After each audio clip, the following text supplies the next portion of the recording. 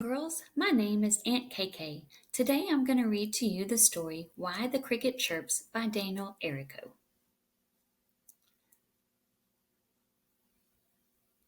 Before there were seasons, the crickets could fly. He flew faster than the bumblebee. He flew higher than the falcon, and he flew fancier than the flying marmaduke, who was quite a fancy flyer.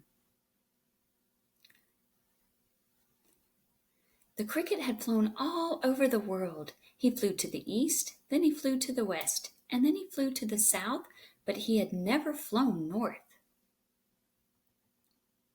The ant tried to warn him that he should not try. "It's very cold up north," said the ant.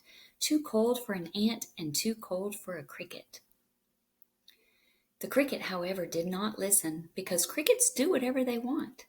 He set off for the north that very night. It did not take him long to get there, because he was such a fantastically fast and fancy flyer. The cricket landed next to a pine tree as the sun began setting. There was snow everywhere he looked. There was snow on the trees, there was snow on the ground, and there was snow on top of the mountains. The moose came walking over to him very slowly. "Oh, hello," said the moose. "Bundle up. Nighttime is coming."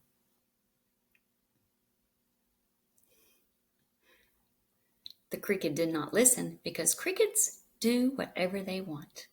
He flew up into a pine tree to settle in for a good sleep. He did this quickly, because he is such an incredibly fast and fancy flyer. The owl came flying over to the same branch. "You should find some shelter from the cold night," said the owl.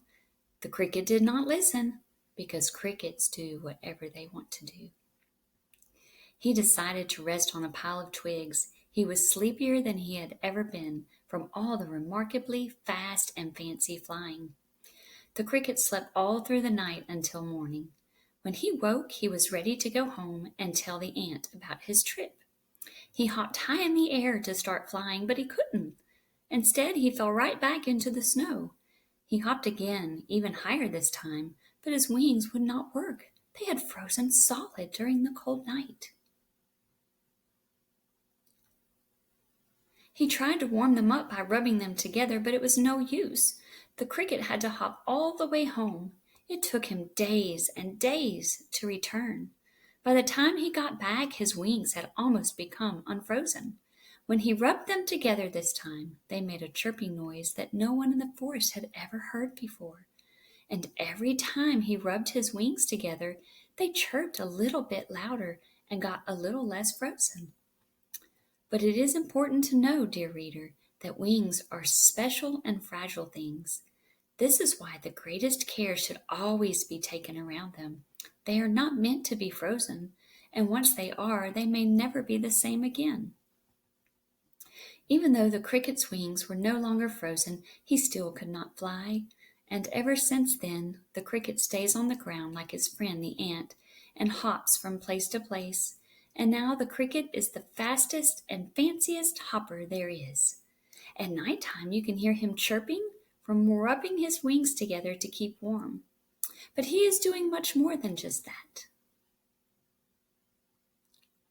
The cricket is telling you how warm or cold it is by chirping. He chirps faster when it is warm and slower when it is cold. This way you will not make the same mistake that he did. However, that is only if you decide to listen. Dolbear's law states that if you count the number of times a cricket chirps in 15 seconds and add 40, it will give you roughly the temperature in degrees Fahrenheit. Well, boys and girls, this concludes the end of our story.